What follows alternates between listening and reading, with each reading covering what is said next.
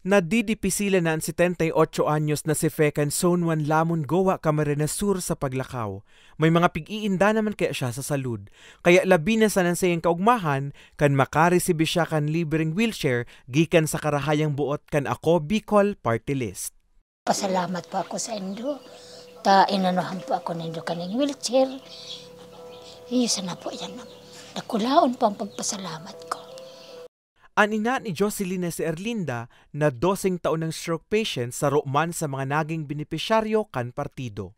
Ining handle sa duwang gilid, medyo na po, bagaraot na ang pagkakanya, may man siya, may laaganan ng pagkakan. Medyo nagtataratagilid na po kaya.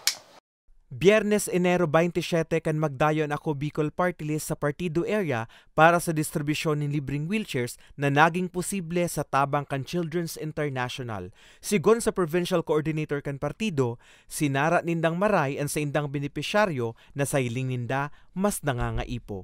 Per evaluation talaga natin, nangailangan talaga siya ng wheelchair. So kumbaga sa doon pa lang sa pre-evaluation na ginawa ko, inassess ko na rin doon na talagang dapat mabigyan natin siya ng tulong ng wheelchair. So nandito po tayo sa ngayon, ito actual po natin ginagawa, yung pag-assemble po ng wheelchair para po ma-check din natin na kung yung ay suit doon sa katawan ng ng pasyente, kasi meron po tayo kasi mga pasyente na yung bibigyan na lang natin ng biglaan, yun pala hindi naman kasya. Total na 16 na wheelchairs ang nakatalaan pang ipanaokan partido, sigon sa project coordinator kan partido na si Sally Luces, 3 ang ididistribuir ninda sa Sorsogon, asin 13 ang naipanao na ninda sa Masbate, Camarines Sur, asin Albay.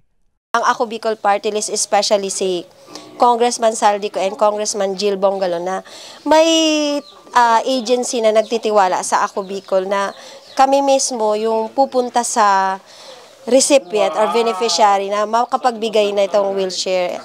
May darating pa po kaming wheelchair from Children International Philippines, and aside from Children International Philippines, we are very lucky also na mabigyan din ng wheelchairs from PCSO, and also meron din tayong partnership with the Department of Health. Kaya sobra-sobra ang ating pasasalamat ng Ako Bicol Party List sa mga nabanggit kong ahensya. Parte ang programa sa nagpapadagos na tabang sa karahayan, programa kan Ako Bicol Party List.